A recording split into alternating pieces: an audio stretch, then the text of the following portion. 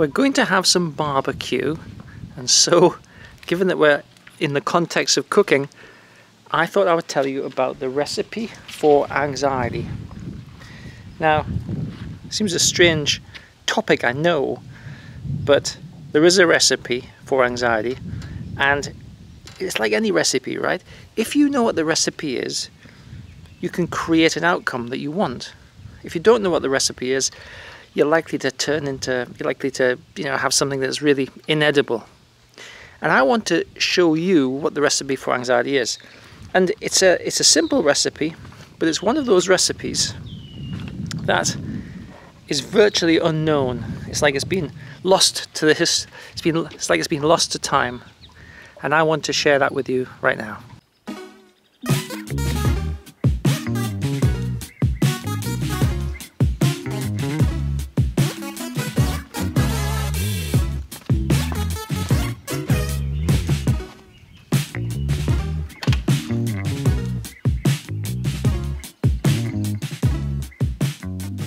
Hi, I'm in Canada, just behind Lake Ontario, in a place called Kingston.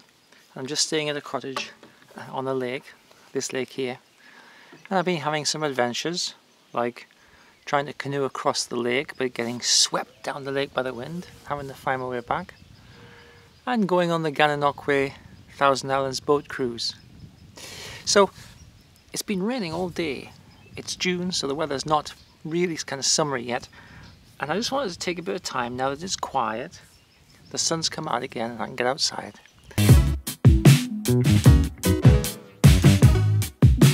So there are a few things that we need to really understand. It's a bit like components. If you're creating a meal has a number of elements, a number of components.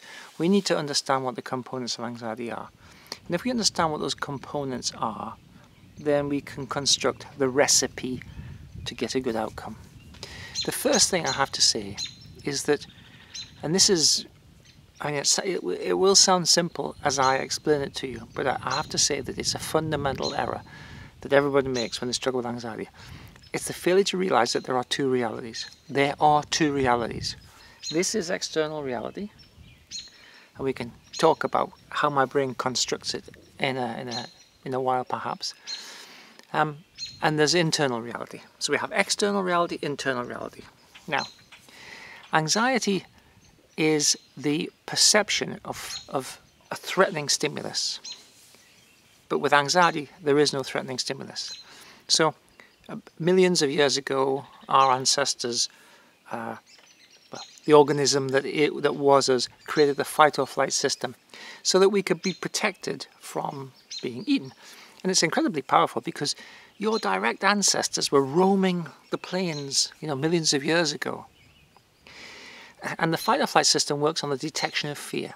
So if your brain detects something which is fear-inducing or might be threatening, then the fight or flight system kicks in. Now you can't ignore fear because historically, if you ignored fear, you might be getting eaten or you might get killed. And so fear is an incredibly powerful emotional trigger, emotional response. The perception of fear triggers in you a fight or a flight or a freeze response. And it's brilliant, it works really, really well. But bear in mind, the fight or flight system was developed millions of years ago in the absence of an internal reality. Your ancestors millions of years ago did not have imagination and they did not have language. And therefore, the fight or flight system was developed to detect external reality threat. Detect and respond to external reality threat. That's the first thing. We've got to recognize that. And that, almost in essence, is the fundamental mistake people make. They assume that because they feel anxious, because they feel the emotion of fear, that there is a threat. No, that's the second part. Anxiety is an internal reality problem. See, if someone pulls a gun and you feel fear, that is an external reality problem. A person external to you has pulled out a gun and they're pointing at you, you should feel fear. Anxiety is not like that. In fact, anxiety has nothing to do with external reality, because what happens is your brain and your imagination create mistakenly the perception of threat. But you don't have an external reality threat. So the perception of threat tricks your fight or flight system into kicking in, and this then means that you have the experience of the external reality fight or flight system. You have the experience of fear, but there isn't a threat. Therefore, anxiety, quite simply put, is the experience of fear without a threat.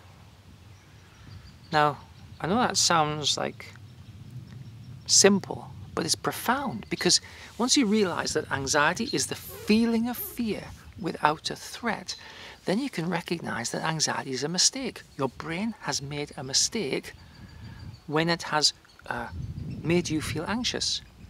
And that is the secret sauce, if you like, for the recipe of how to get rid of anxiety. We've got to recognize that your brain has made a mistake.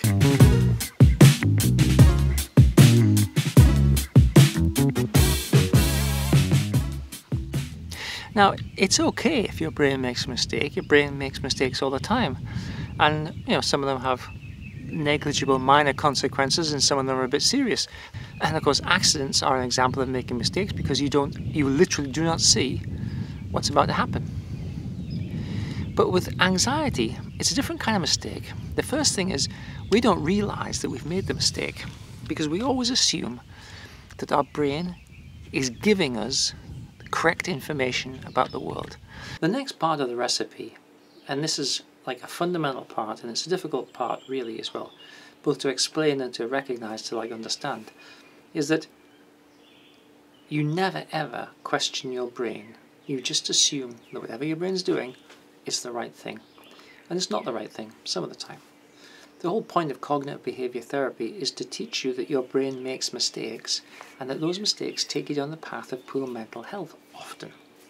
They could take you down the path to dictatorship and all sorts of strange experiences, but in this particular instance they take you down the path of anxiety. And so why does your brain allow anxiety to exist? Why doesn't it modify it? Well, because your brain is basically giving you what it thinks you want. So if your brain creates an imaginary threat and you accept it to be true and therefore act accordingly, your brain, well, I was going to say your brain assumes it's done the right thing, but your brain doesn't question itself. So your brain will just carry on giving you more of this kind of thing. So all addictions are your brain giving you more of what you want. Or all interests, in a way, are your brain giving you more of what you want. Or attractions and activities are your brain giving you more of what you want. So when you accept and believe that anxiety is a valid experience, your brain will simply give you more of it because it gives you more of what it thinks you want. And when I say it thinks you want, it gives you more of what you reinforce it to give you. So for instance, if you were to say, yes brain, I love sugary food, your brain will find opportunities for you to have more sugary food. If you were to say, you know what brain, I'm going to eat only grains and healthy vegetables, your brain will give you the experience of eating grains and healthy vegetables. Your brain won't argue with you if you're direct and specific. But if in the absence of being direct and specific, your brain will give you what it thinks you want. Now, if you say, I'm really anxious, I can't go out because it's very frightening to do in the street, your brain will assume that that is an accurate thought, and so it will make it very difficult for you to go out. I was sitting quietly making my video, now I've been told I have to barbecue.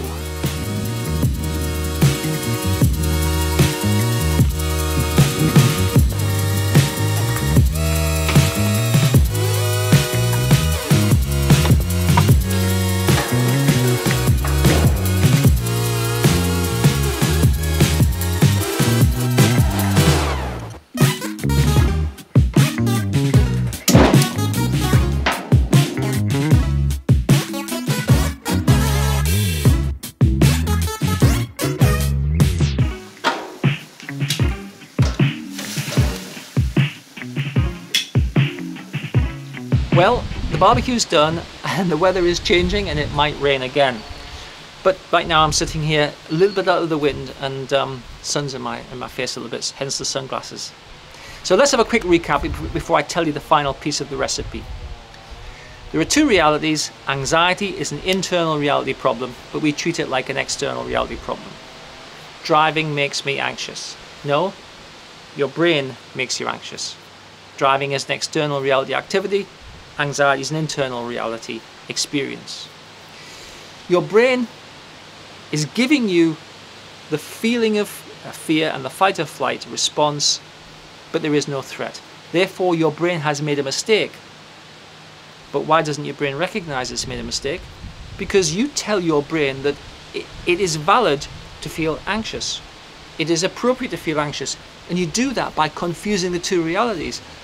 Yeah, driving is frightening. Well, how many car journeys have you done? 30,000. Well, why is it now frightening? It just is. I can't go into crowds. Well, how many times have you been in crowds? Hundreds and hundreds and hundreds. So why is it now frightening? Well, I don't know, it just is. So you have to start thinking about recognizing that your brain can make mistakes, and it does make mistakes. But unless you tell it it's made a mistake, why would it change? The only change mechanism you have is your knowledge that your brain has made a mistake. Now, your brain is a bit like a factory manufacturing stuff. It doesn't matter to the factory whether it manufactures headscarves, spoons, car components, vinyl records. The factory is indifferent to what it manufactures. And that goes so far as to say that the factory workers are indifferent to what they manufacture. It really makes no difference to them. But the system of the factory works perfectly. Your body and brain have hundreds, if not thousands, of systems that all work perfectly well. They all work perfectly. But that doesn't mean to say that they give you the outcome that you want. The system works perfectly, but it's not guaranteed to give you the outcome. Your brain, and I genuinely mean this, your brain could care less whether you're happy or sad. It's the management of and the organization of the systems, that's what your brain's concerned with. But, of course, we can change what the factory manufactures to get a better outcome, and we can change your psychological experience to get a better outcome. We just have to do it. And that's what cognitive behavior therapy does. It teaches you how to tell your brain that it has made a mistake in such a way that your brain recognizes and changes the output of the factory, the output of the system. And I always say to my clients, you know when you've made sufficient change because you forget to have a problem. So when you have convinced your brain it's made a mistake and therefore your brain changes and it gives you something else, you simply forget to have a problem. You forget to be anxious. And I've said this many times in videos, you know, it's brilliant when I say to a client, and what's been happening in your week? Oh, I forgot to be anxious. That is retraining your brain. To do that, you have to ask yourself, I think the starting point is to ask yourself this question. Do you need to be anxious? Is anxiety a valid experience for you? How do you organize your life around telling your brain that anxiety is valid, appropriate, and a necessary component in your life? Answer those questions. Think about those questions and answer them for yourself, because if you believe anxiety is valid, then you're going to have anxiety. If you believe depression is valid, you're going to have depression. If you struggle with OCD, if you believe that the intrusive, negative, compulsive kinds of thoughts that you have are valid, well then you have OCD. If you believe that you need to worry, I need to worry, then you will worry. So the first part in really owning this recipe, of owning this experience, and of making some changes if you want changes, is to ask yourself, do I need to be anxious? Is my anxiety valid? Take a minute and think about it. I mean, like, spend a bit of time perhaps, you know, because as soon as you actually believe that your anxiety is not valid, it's inappropriate, you don't need it, that's when you start to become a master chef. And that's when you start to be able to take ownership.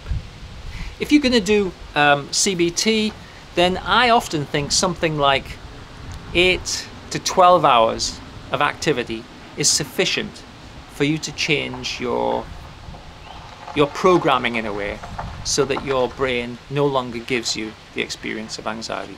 If you're going to do that, then I recommend my Anxiety Wizard program, because that will take you all the way through. So if you don't want anxiety, ask yourself if it's valid, and if it's not valid, do something about it, because otherwise it won't change. Thanks for taking the time to watch and listen, and I hope you've enjoyed this little slice of Canada.